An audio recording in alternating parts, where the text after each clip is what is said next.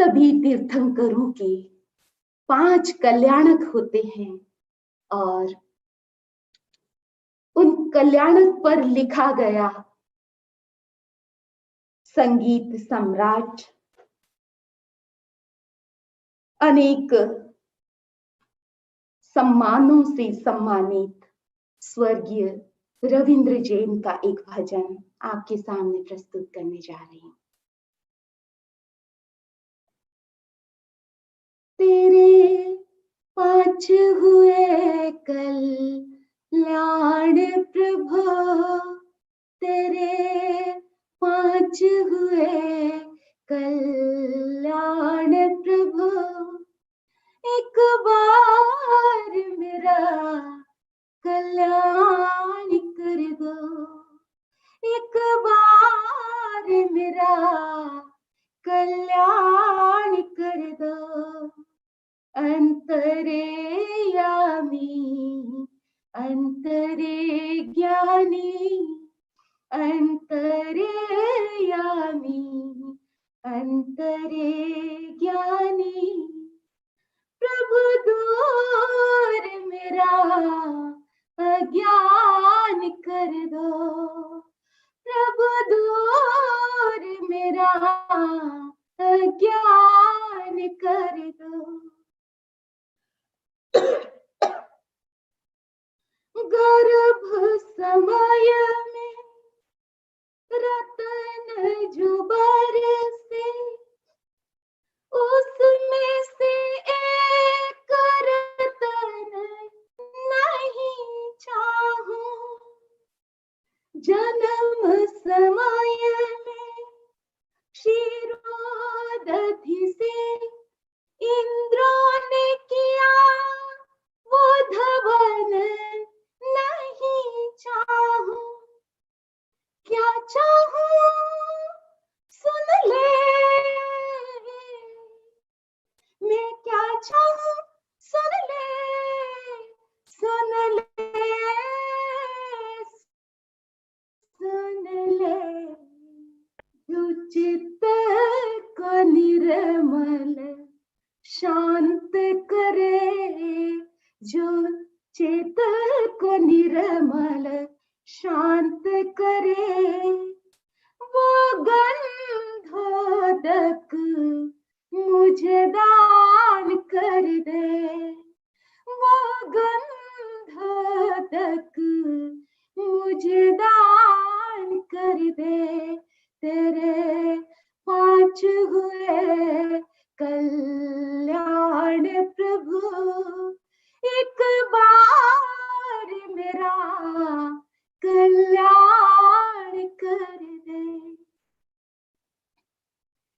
धार दिगंबर वेश किया तब कर विषय विकार को त्यागा, सार नहीं संसार में कोई, इसीलिए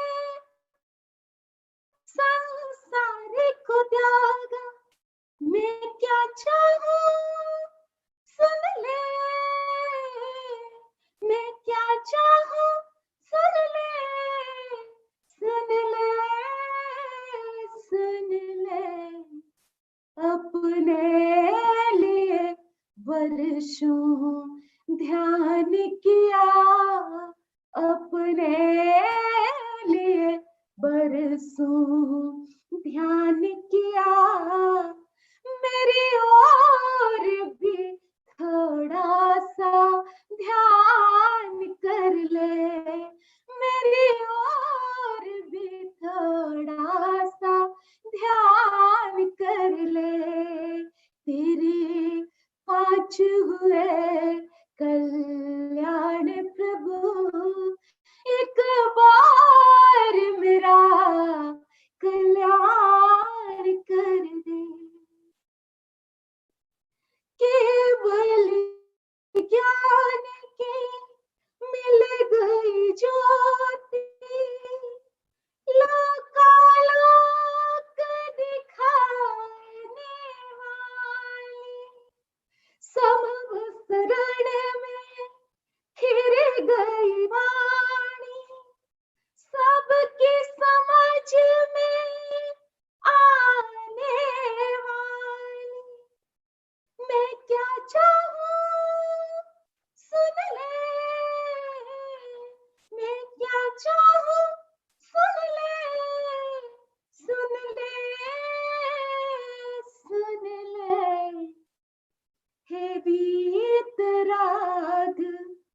सर्वज्ञ प्रभो है वीतराग,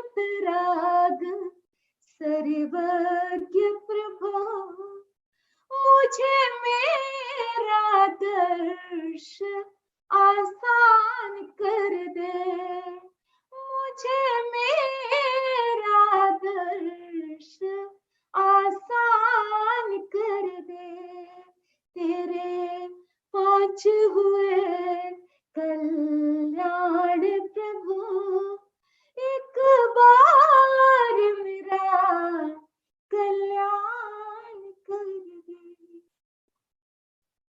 तीर्थंकर बने कर तुम प्रकटे, स्वाभाविक थी तेरी मुक्ति, मुक्ति मुझको दे तब देना, भव भव की दे भक्ति तेरी। क्या चाहूं सुन ले, मैं क्या चाहूं सुन ले, सुन ले, सुन ले। निस दिन तेरे गुणगान करूं, मैं निस दिन तेरे गुणगान करूं, बस इतना ही भगवान कर दे। निस दिन तेरे गुणगान करूं, बस इतना ही वरदान दे दे।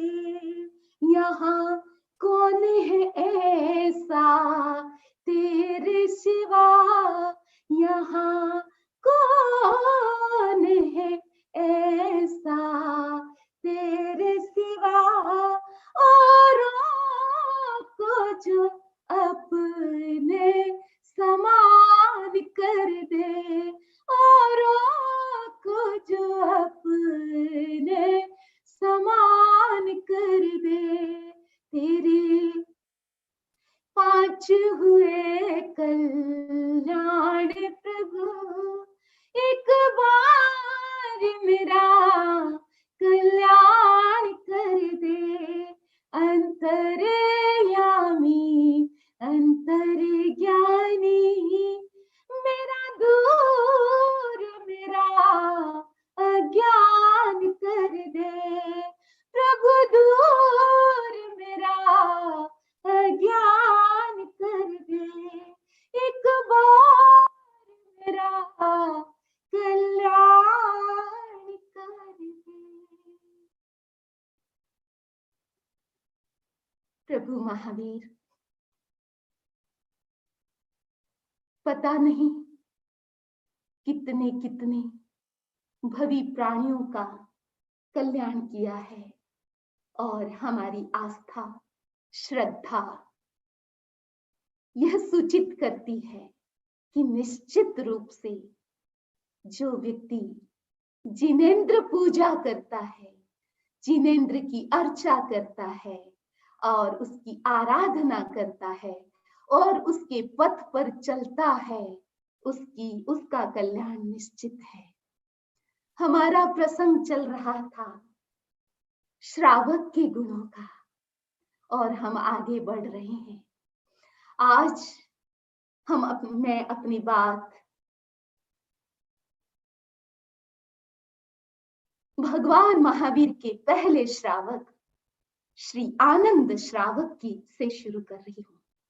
आप सब जानते होंगे कि आनंद श्रावक कितना धनाढ्य व्यक्ति था, और जब उनकी नगरी में प्रभु महावीर का पधारना हुआ, समूह शरण जुड़ा, तो सब लोग जा रहे थे। उनके मन में भी आया कि मैं भी जाऊं। जब प्रभु महावीर की देशना, पहली देशना आनंद ने सुनी, तो उनके मन में आया कि प्रभु महावीर ने जो कहा है वो बिल्कुल सत्य है और उसके प्रति मेरी कोई शंका नहीं है, लेकिन मैं ये पथ तो स्वीकार करने में असमर्थ हूं। तब आनंद खड़े होते हैं, प्रभु से निवेदन करते हैं, प्रभु मैं सब कुछ त्याग करने के लिए समर्थ नहीं हूं, लेकिन आपने दूसरा धर्म जो बताया, वो श्रावक धर्म बताया है, श्रमणोपासक का धर्म बताया है, वो मार्ग में स्वीकार करने के लिए तैयार हूं। और आनंद श्रावक तैयार होते हैं और 12 व्रत की प्रतिज्ञा करते हैं। एक एक व्रत को खोल खोल करके प्रभु महावीर प्रस्तुत करते हैं और एक एक का त्याग आनंद श्रावक करते हैं। बंधुओं, कितनी विशालता भरी जिंदगी थी उनकी, और बिल्कुल वो एक सीमा में आ जाते हैं और अपनी पत्नी को भी उसकी तरफ प्रेरित करते हैं। पति पत्नी दोनों 12 व्रत स्वीकार करते हैं और संयम की जिंदगी जीते हैं। और समय जब आता है तो और विशिष्ट आराधना आनंद करते हैं और 11 प्रतिमा, श्रावक की 11 प्रतिमा श्रावक यानी गृहस्थ जीवन में रह करके विशिष्ट आराधना करना। और कैसी आराधना, जैसे गृहस्थ अवस्था में रह करके बिल्कुल साधु की तरह बन जाना। इतनी विशिष्ट आराधना आनंद श्रावक ने की। और जब अंतिम समय आया तो उन्होंने संथारा संलेखना की और संथारा स्वीकार किया। और गौतम गंधर उनको दर्शन देने आते हैं, और जब दर्शन देने आते हैं, बात होती है, तब आनंद श्रावक अपने ज्ञान के प्रति पूछता है कि इतना बड़ा ज्ञान उनको हो गया है, परम अवधि ज्ञान जिनको कहते हैं, बड़ा विस्तृत ज्ञान उनको हो गया था। और उसके ज्ञान को देख करके गणधर गौतम के मन में शंका उत्पन्न होती है, क्या एक गृहस्थ को इतना विशिष्ट ज्ञान हो सकता है? और भगवान महावीर के सामने जाकर के प्रश्न किया, क्या एक श्रावक को इतना बड़ा ज्ञान हो सकता है? भगवान महावीर ने कहा, हाँ गौतम, उनको विशिष्ट ज्ञान हुआ है और तुमने शंका की है, जाओ तुम उन्हें क्षमा याचना करो। इतने बड़े गणधर गौतम गणधर स्वयं खुद वापिस जाते हैं और श्रावक को क्षमा याचना करते हैं। तो बंधुओं, ये श्रावक जीवन आपको मिला है, ये अवसर मिला है जिन शासन में जन्म लेने का और इस पद को पाने का। तो इस पद की कितनी महत्ता है उसका आप अंकन करें। और आज का हमारा गुण, श्रावक का गुण, जिसका नाम है विशेष ज्ञान। श्रावक वह होता है जिसके पास विशिष्ट ज्ञान होता है। अब आप सबके मन में एक प्रश्न उपस्थित हो सकता है कि कौन सा विशिष्ट ज्ञान?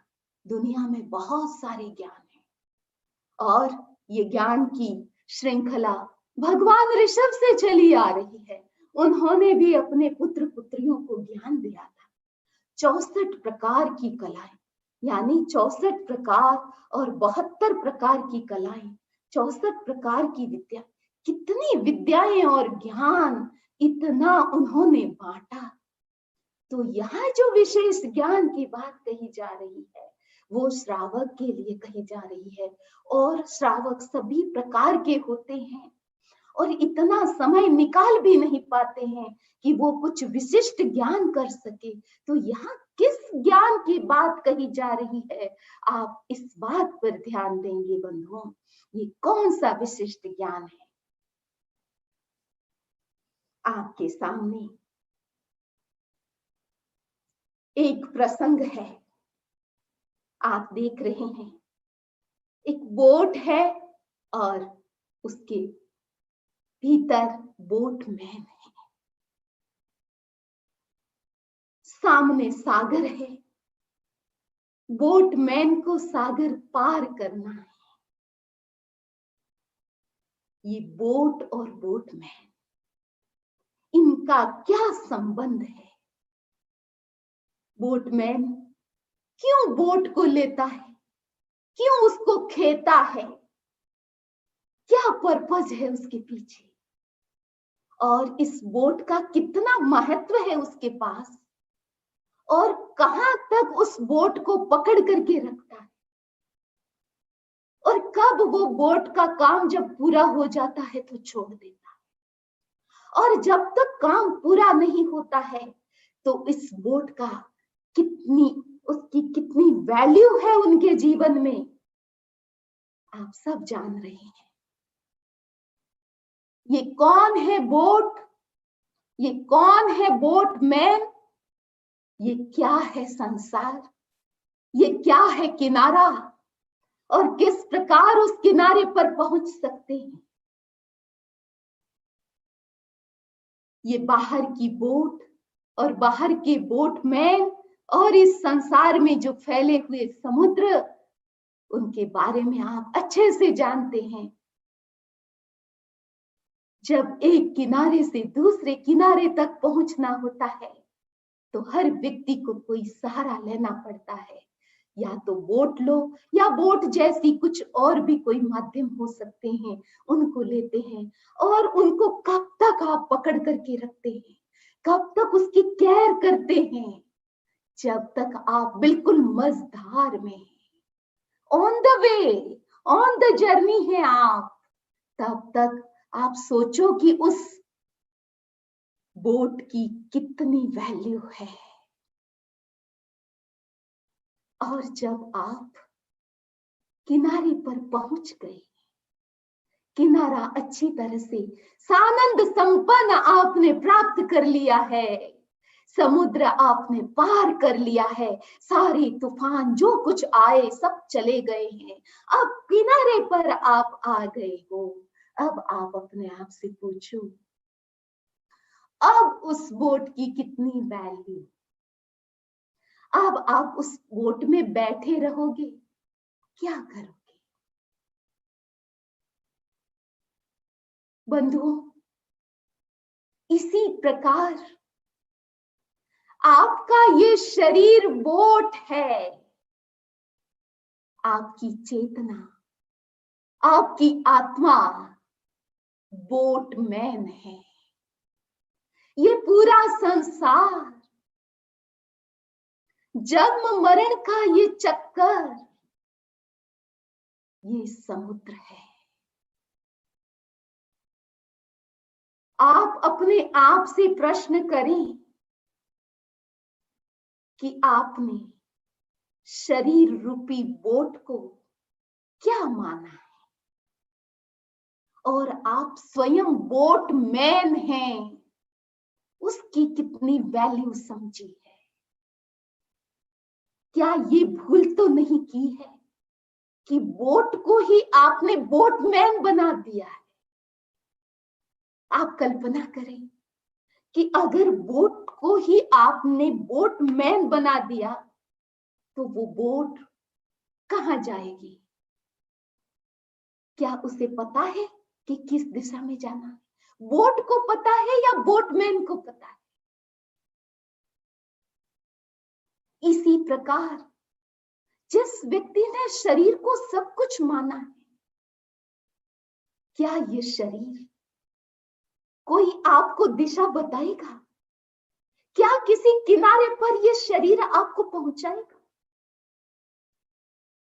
कितनी वैल्यू दी है इस शरीर को, और इसकी उपयोगिता कितनी जीवन में है उसको नकारा नहीं जा सकता। जैसे मझधार में बोट का महत्व है, इसी प्रकार इस संसार में आपके शरीर का महत्व है। इसको इग्नोर नहीं किया जा सकता, लेकिन बोट को बोटमैन नहीं बनाया जा सकता।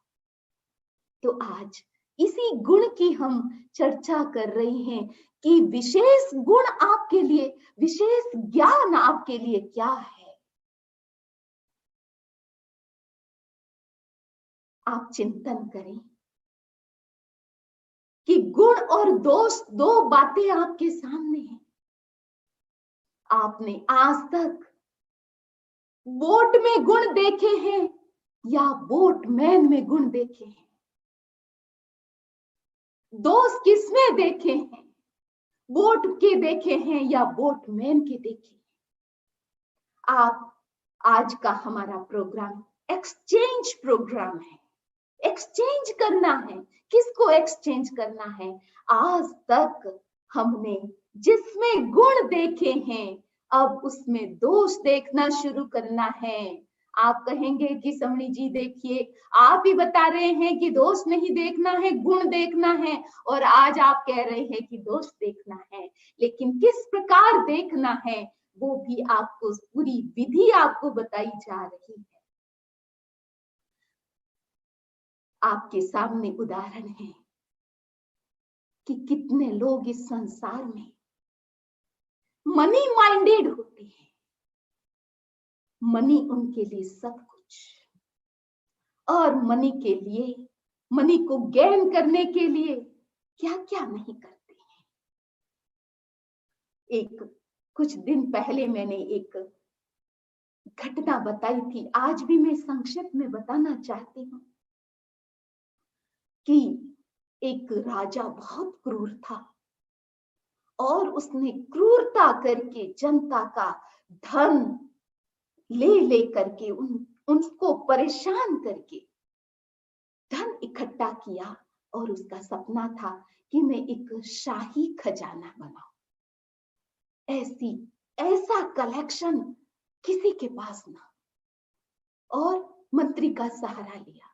मंत्री और राजा दोनों को ही वो बात पता थी, और एक शाही खजाना बनाया गया जिसमें बिल्कुल यूनिक चीजें रखी गई, एक से बढ़कर एक थी, किसी को पता नहीं था।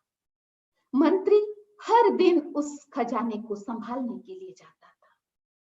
एक दिन राजा के मन में आया कि मैं भी जाऊं, कि मेरा शाही खजाना कितना सुंदर है, आंखों से देख करके आऊं, मेरी आंखों को खुश कर दूं। और वो अकेला, किसी को बिना बताए खजाने में पहुंच गया। और बाहर से मंत्री कहीं जा रहा था, उसने देखा क्या आज मैंने खजाना खुला छोड़ दिया, और वो तुरंत वहां गया और बाहर से उसने बंद कर दिया। राजा अंदर बंद हो गए हैं और किसी को पता नहीं है, इवन मंत्री को भी पता नहीं कि वो कहां गए हैं, किसी को कोई कल्पना नहीं। और राजा खुश हो रहे हैं एक एक कीमती चीज देख देख करके। अरे वाह, क्या मैं राजा हूं इस संसार में। सबको देख लिया, पूरा राउंड लिया और वापिस लौटा तो दरवाजा बंद। अब राजा खटखटा रहा है, कोई सुनने वाला वहां नहीं, उस दरवाजे को खोलने वाला नहीं। जब शाही राजा का दरवाजा, आप सोचो कि वो कितना मजबूत होता है। अब राजा उसको तोड़ नहीं पा रहा है, खोल नहीं पा रहा है।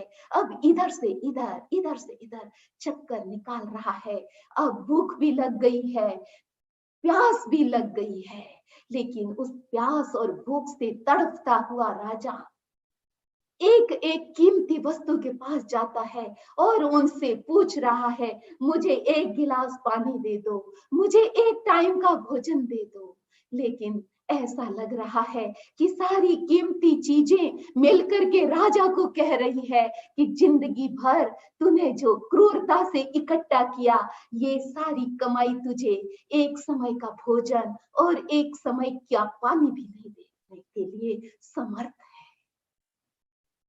राजा परेशान हो गया, बेहोश होकर के गिर गया, और जब होश में आया तो उसने जितने जगह मोती थे, रत्न थे, सबको बिखेर दिया, और बिखेर करके वहां कुछ भी नहीं था, अपनी अंगुली से खून निकाला और उस खून से लिख दिया कि ये सारे बाहर की संपदा व्यक्ति को एक घूंट पानी और एक ग्रास भोजन का देने में असमर्थ है, और वहीं वो धराशायी हो गया। तो बंधुओं, ये गुण किस में देखता है व्यक्ति? जब धन में गुण देखता है, गुण देखने का मतलब उसी को सब कुछ मान लेता है, उसकी ये हालत होती है। आप अपने आप से पूछें, आज तक आपने इस धन की क्या वैल्यू समझी है? कितना महत्व दिया है? अपने अंतःकरण में इसकी कितनी कीमत है?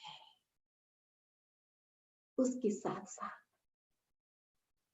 आपने संपदा के बाद शरीर का नंबर आता है। इस शरीर को जो बोट माना है हमने, इस शरीर को कितना महत्व दिया है? पूछो अपने आप से, कितना समय इस शरीर को आप देते हैं? और इसको संवारने के लिए, इसकी ब्यूटी को कायम रखने के लिए कितना समय लगता है? कितना पैसा लगता है आपका? कितना श्रम लगता है आपका? कितना दिमाग लगता है आपका? एक बहन ने बताया, समी जी, मुझको तैयार होने में हर दिन 4 से 5 घंटे लगते हैं। क्या करती है? जब मैं स्नान करती हूँ तो जो मैं शॉप यूज करती हूँ, वो एक बार स्नान किया, वापस लगाती हूँ, दूसरी बार, तीसरी बार, ऐसे 5 बार तो लगा करके मैं स्नान करती हूँ। उसके बाद तरह तरह के मिरर है मेरे पास, उन सब में मैं कैसे दिखती हूँ, कौन सी चीज यूज करती हूँ तो कैसा मेरा चेहरा लगता है, कैसा मेरी पूरी बॉडी लगती है, हर चीज को मेरा मैं देखती हूँ तो उसमें मुझे इतना समय लग जाता है। तो आप देखिए, जो चीज समय के साथ मिटने वाली है, आप लाखों कोशिश करें, शरीर की ये कांति, ये सुंदरता हर दिन मिटती जा रही है। हम अपनी बात क्या करें? चक्रवर्ती भरत का भी वो सौंदर्य, वो कांति, उनकी भी एक दिन खत्म हुई थी। बस आप में और भरत में अंतर क्या है? उस क्षीण होती हुई इस शरीर की कांति से तो वो जाग गए थे, हमेशा के लिए जाग गए। इस शरीर की क्या वैल्यू है? ये कहां तक साथ देने वाला है? वो भरत ने जिस दिन जाना, जिस दिन ये ज्ञान हो गया, कहीं जाने की जरूरत नहीं, उस शीश महल में, राजमहल में ये ज्ञान हो गया। तो बंधुओं, आपको भी जो विशेष ज्ञान करना है, श्रावक को विशेष ज्ञान करना है, किसी कॉलेज में जाने की अब जरूरत नहीं है, किसी यूनि को अटेंड करने की जरूरत नहीं है, कोई कोर्स अटेंड करने की भी जरूरत नहीं है। इतना अगर समय आपके पास नहीं है तो भरत को भी कहीं जाने की जरूरत नहीं पड़ी थी। आप अपने आप से पूछें कि शरीर को आप अब आज तक क्या माना है और क्या मान करके क्या क्या कर रहे हैं।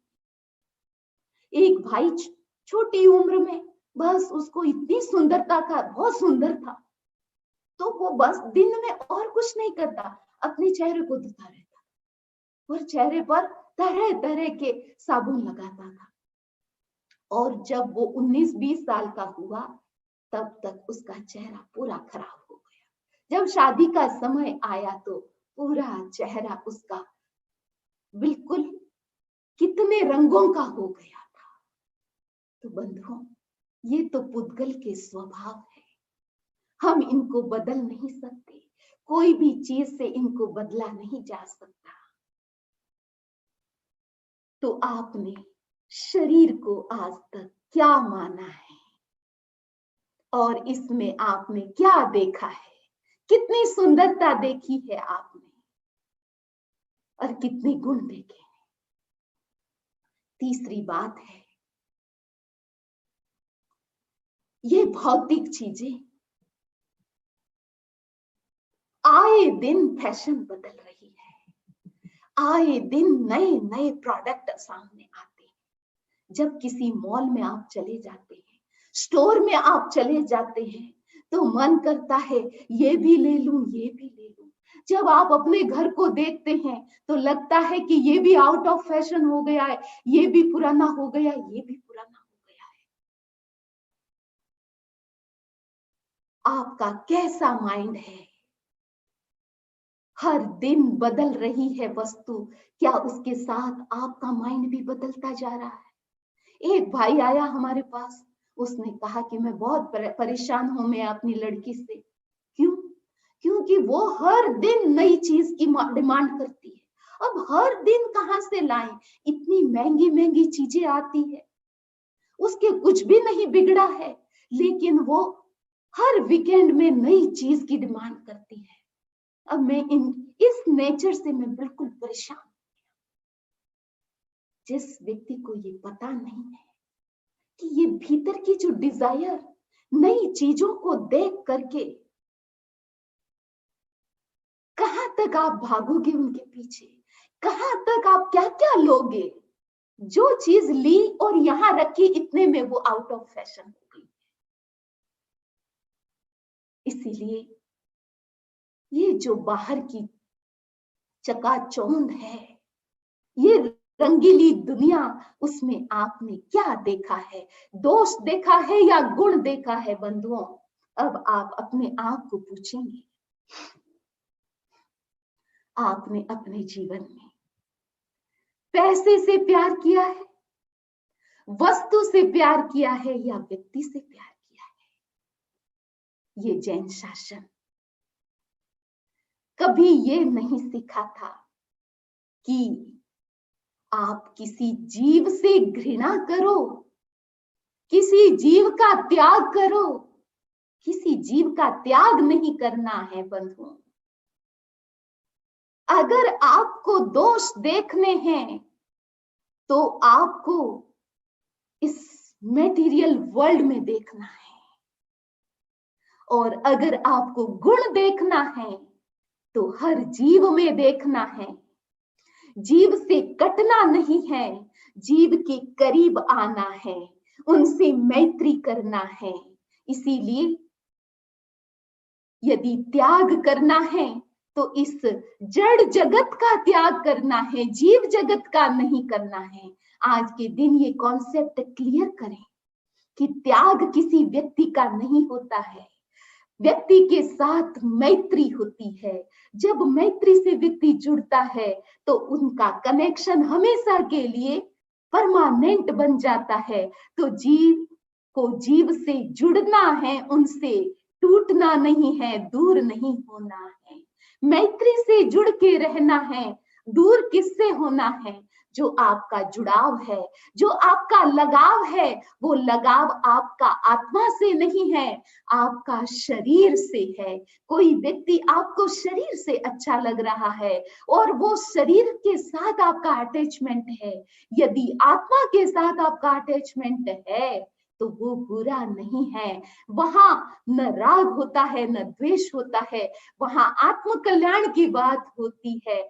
आप उस आत्मा के प्रति उसके कल्याण की बात सोचेंगे तो आपने अपने जीवन में किसको महत्व दिया? व्यक्ति को महत्व दिया या वस्तु को? दो भाई थे, छोटा भाई उसने बहुत प्रोग्रेस किया और बड़े भाई से भी पहले उसने बहुत शानदार एक मकान बनाया। जब मकान पूरा हो गया और फर्नीचर भी आ गया और बिल्कुल पूरा सज धज करके तैयार हो गया, तो उनके मन में आया कि सबसे पहले मैं अपने बड़े भाई को बुलाता हूँ, वो उनको दिखाता हूँ कि कैसा लग रहा है, और वो अपने भाई को इनवाइट करता है कि भाई साहब चलो, मकान बना है और आप सबसे पहले आपको ही देखना है और आपको ही प्रवेश करना है। जैसे ही दोनों भाइयों ने प्रवेश किया, जैसे ही दरवाजा खुला, अंदर गए, बड़े भाई ने क्या कहा, कमेंट किया। कमेंट करते हुए बड़े भाई ने कहा कि मकान तो ऐसा बना है, ऐसा बना है कि मन करता है कि यहीं रह जाऊं। देरी क्या चीज की थी, छोटे भाई के मन में बड़े भाई के प्रति इतना प्रगाढ़ स्नेह भी था, रिस्पेक्ट भी था। उसने तुरंत, हाथ में चाबी थी, चाबी बड़े भाई के हाथ में पकड़ाते हुए कहा कि भाई साहब आज से ये मकान आपका है। भाई ने कहा कि नहीं, मैं तो ऐसे ही मजाक कर रहा हूं। कि नहीं, मजाक नहीं होती है, आपके सामने इस मकान की क्या कीमत, आपकी बराबरी ये मकान कभी नहीं कर सकता। 100 मकान भी मिल जाए तो एक बड़े भाई की बराबरी नहीं कर सकता। इसीलिए ये मकान आपका ही है और आपको ही रहना है। तो बंधुओं, आप भी अपने आप से पूछे कि आज तक आपके जितने भी संबंध हैं, उनके साथ आपके कैसे संबंध रहे, उनके साथ आपकी कैसी भावनाएं जुड़ी हुई है, आपने किसको महत्व दिया है, किसमें गुण देखे हैं, संबंधों में गुण देखे हैं या जमीन जायदाद में गुण देखे हैं। तो आज आपको ऐसे संबंधों में गुण देखना है और जमीन और संपदा में जो गुण नजर आ रहा है, उनमें दोष आज के दिन देखना है। जब हम बात कर रहे थे शरीर के सौंदर्य की, फिटनेस की, तो अब हम रिवर्स में आते हैं। यदि आप अपने सौंदर्य को बढ़ाना चाहते हैं, सौंदर्य की खोज हर व्यक्ति को रहती है, तो शरीर का जो बाह्य सौंदर्य है वो तो परमानेंट नहीं है। कितनी कोशिश करते हैं फिर भी रहता नहीं है। तो आप जो परमानेंट है वहां खोजें, वहां जाएं, वहां पर आपको आज गुण देखने का प्रयत्न करना है।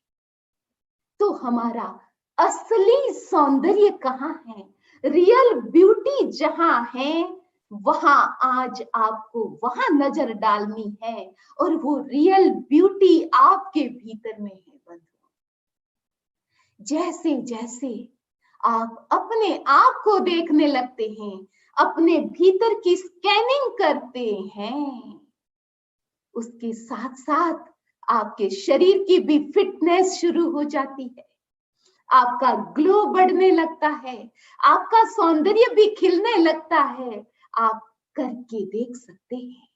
तो आपका ये शरीर का सौंदर्य, ये आपके अंतःकरण के सौंदर्य के पीछे है। जैसे जैसे भीतर का सौंदर्य बढ़ता है, वो बाहर का सौंदर्य अपने आप बढ़ने लगता है। इसीलिए जो लोग आज तक शरीर से जुड़े हुए रहे, जिनको आप हेल्थ कॉन्शियस कह सकते हैं, फिटनेस से जुड़े रहें कि मैं फिट बनी रहूं, बार बार अपने आप को देखते रहे हैं, अपना वेट करते रहे हैं और उसके लिए जितने बाहर के प्रयत्न करते रहे हैं, आपको निश्चित रूप से स्वस्थ भी रहना है और स्वास्थ्य ठीक बना रहे उनके प्रयत्न भी आपको करना है।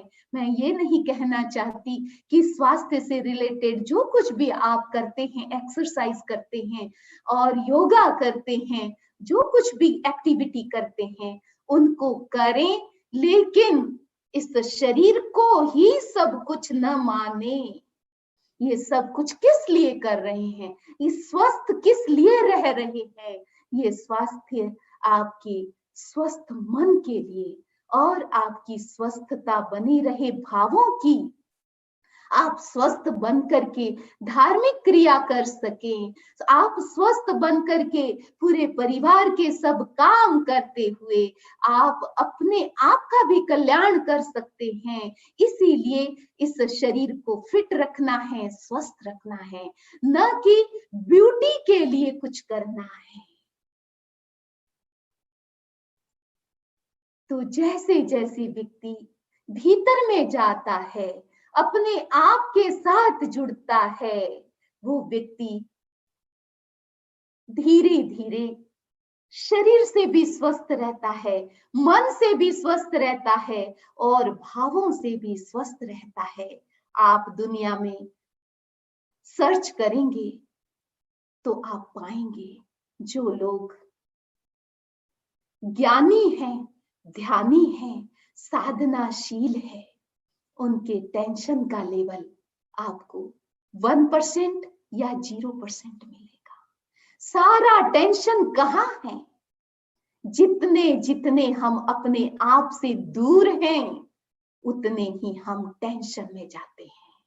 जो व्यक्ति जितना अपनी आत्मा के पास में है, कोई भी टेंशन उसको प्रभावित नहीं कर सकता, कोई भी परिस्थिति उसको प्रभावित नहीं कर सकती। वो अपनी शांति को मेंटेन करता है। जो लोग अपने शरीर पर ही टिके हुए हैं, संपदा से जुड़े हुए हैं और इस भौतिक वातावरण में उलझे हुए हैं, वो कौन है? वो बहिर्मुखी लोग हैं। यदि आपको बहिर्मुखता से अंतर्मुखी बनना है तो आपको कौन सा ज्ञान करना है? विशेष ज्ञान करना है। और वो विशेष ज्ञान है क्या? कौन सा विशेष ज्ञान है? बस बिल्कुल सीधा सिंपल सा रास्ता है कि आप बोट नहीं हैं, आप बोटमैन हैं। आप शरीर नहीं है, आप आत्मा है। जिस दिन इस बात का एहसास हो जाएगा, ज्ञान हो जाएगा, भेद विज्ञान ही विशेष ज्ञान है, भेद विज्ञान ही सबसे बड़ा ज्ञान है, ये ज्ञान ही विशिष्ट ज्ञान है, यही विशेष ज्ञान हर श्रावक को करना है। इस ज्ञान से वंचित किसी को नहीं रहना है। और ये एहसास आपको हुआ या नहीं हुआ है? आप अपने आप से पूछो कि मैंने अपने शरीर को मैं खुद हूं ये माना या मैं आत्मा हूं? और ये आत्मा की अनुभूति किस क्षण आपने की? कब की आपने? कब आपने अपने शरीर को अलग देखा और अपने आप को अलग देखा? कोई क्षण आपके जीवन में आया? हमारे 10वें आचार्य महाप्रज्ञ जी हुए हैं और वो इकलौते बेटे थे। बेटे के साथ मां ने भी दीक्षा ली। मां और बेटा दोनों दीक्षित थे।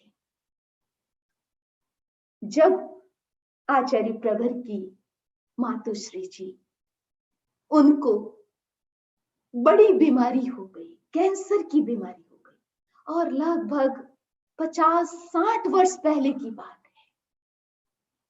उस समय इतना ट्रीटमेंट भी नहीं था। उनको बीमारी हो गई और उसकी भयंकर वेदना उनके शरीर में थी। अपनी मां को दर्शन देने के लिए स्वयं जाते हैं तो मां ने कहा कि आप मेरे लिए एक गीत बनाओ। जब वो मुनि अवस्था में थे, आचार्य नहीं बने थे, तो उन्होंने गीत बनाया। गीत में एक पंक्ति लिखी, आत्मा भिन्न शरीर भिन्न। मुनिराज अपनी माता को, जो साध्वी रूप में है, उनको कह रहे हैं, प्रेरणा दे रहे हैं कि मैं जानता हूं कि आपके शरीर में इतनी वेदना है, लेकिन बस आपके लिए ये मंत्र है, ये विशिष्ट मंत्र मैं आपको दे रहा हूं। बस अब आपको कोई मंत्र नहीं करना है, यही मंत्र करना है, आत्मा भिन्न शरीर भिन्न। और कहते हैं कि उस महान आत्मा ने उस एक मंत्र को पकड़ा, केवल पकड़ा ही नहीं, आत्मसात कर लिया, और उस मंत्र से भेद विज्ञान उनको हो गया, और भेद विज्ञान से उन्होंने उस रोग को जीत लिया।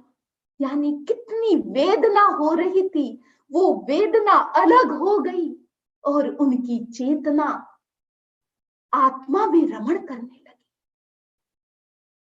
जैसे जैसे वेदना बढ़ रही है, वैसे वैसे वो साध्वी श्री जी और गहराई में, आत्मा की गहराई में रमण कर रहे। कोई आता उनके पास और उन्हें पूछता कि आपके साता है, आपके कैसे हैं? तो इतनी भयंकर वेदना होते हुए भी उनका जवाब था, मैं ठीक हूं, मैं आत्मा में हूं, आत्मा में कोई रोग नहीं है, आत्मा में कोई वेदना नहीं है, ये सारी वेदना इस शरीर में हो रही है। ये बात केवल उपदेश नहीं थी उनके लिए, ये बात केवल कहने की नहीं थी, जानने के लिए नहीं थी, वो उनका अनुभव बन गई थी। बस इसी का नाम है विशेष ज्ञान। तो बंधुओं, ये इस प्रकार का ज्ञान हमारे सभी श्रावक श्राविका अपने जीवन का यापन करते हुए, अपने गृहस्थ लाइफ को जीते हुए, बहुत कुछ विशेष कुछ नहीं करना है, ऐसा ज्ञान आपको अवश्य करना है। यही विशेष ज्ञान है। जहां गुण देखना है वहां आपको गुण देखना है। और आज तक आप क्या देखते आए हैं? जहां गुण देखा है अनादिकाल से, आज के दिन वहां दोष देखना शुरू कर दें। इस जड़ जगत में दोष ही दोष हैं, वो आपके लिए दोष ही है। वो न दोष है न गुण है, वो कुछ भी नहीं है, वो तो अपने अस्तित्व में है, लेकिन आपके लिए वो दोष है। और इस संसार में क्या सार है और क्या असार है, इसका ज्ञान आपको करना है। इसलिए यदि इस गुण का विकास करना है तो आप क्या करेंगे? तो उसके लिए बताया गया कि जो संसार रसिक लोग होते हैं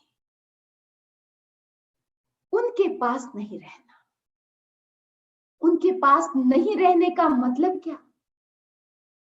उनकी संगत नहीं करना, उनसे ज्यादा डिस्कशन नहीं करना, उनकी बातों में नहीं आना। और जो तत्वज्ञ लोग हैं, जो थोड़ा तत्व जानते हैं, जो परमार्थी लोग हैं, जो धार्मिक लोग हैं, त्याग और तप का महत्व जानने वाले हैं, संयमी लोग हैं, उनके प्रति आपका रिस्पेक्ट जागे, उनके प्रति आपका अनुराग जागे, और जिनको थोड़ा बहुत भी तत्व ज्ञान है, उनके साथ आप बैठे, उनके साथ आप डिस्कशन करें। कोई सुझाव भी लेना है तो आप किससे लेते हो? किससे लेते हो? पहले उनके जीवन को देखें कि वो अपने जीवन में कितना सफल हुआ है, कितना उलझता है, कितना टेंशन में है, कितना सुलझा हुआ है। तो ये सारी बातें आप देखें और आप अपने जीवन में कल्याण मित्र जरूर बनाएं। कल्याण मित्र वह होता है जो आपको किसी भी हालत में उन मार्ग पर जाने नहीं देता। आपकी भावधारा अगर डाउन हो रही है तो आपको भावों से डाउन नहीं होने देता। अगर कोई निराशा आपके जीवन में आ गई है तो आपको किसी भी हालत में निराश नहीं होने देता। ऐसे तत्वज्ञानी व्यक्ति की आपको खोज करनी चाहिए और उसे अपना कल्याण मित्र बनाना चाहिए। और एक ऐसा मित्र हो जिनको आप खुल करके अपनी समस्या बता सकते हो, ऐसे व्यक्ति की खोज रखनी चाहिए। आपका उस पर पूरा भरोसा हो कि वो जो कुछ कहेगा मेरे हित के लिए कहेगा। ऐसे व्यक्ति की खोज आप करें। तो ये श्रावक का विशिष्ट गुण की विशेष ज्ञान, उनको ये ज्ञान, ये विवेक, कौन सा विवेक कि जड़ क्या है, चेतन क्या है, और किसमें मुझे गुण देखना है, किसमें मुझे दोष देखना है, किसमें मुझे सार देखना है, किसको मुझे असार मानना है। यही विशेष ज्ञान है और वो ज्ञान आपको करना है। दूसरा गुण है वृद्धानुसारी, फॉलो द एक्सपीरियंस्ड पीपल। और इसके बारे में हम व्याख्या कल ही कर पाएंगे। आज एक ही गुण, और वो अपने आप में बहुत विशेष था, तो उसकी हमने खुल करके आज चर्चा की है। हम आशा करते हैं कि हमारे भाई बहन सजगता पूर्वक और बड़ी आस्था के साथ आप श्रवण कर रहे होंगे, और आज का जो हमने डिस्कशन किया वो भी बात आपको समझ में आई होगी। आप दिन में, पूरे दिन में, सोते समय या सामायिक में, या जब भी पूजा पाठ करते हैं, कोई धार्मिक अनुष्ठान करते हैं, तो सारे मंत्र आप जरूर बोले। उसके साथ साथ ये मंत्र जरूर बोले, मैं आत्मा हूं, मैं आत्मा हूं, मैं आत्मा। इसी भावना के साथ ओम।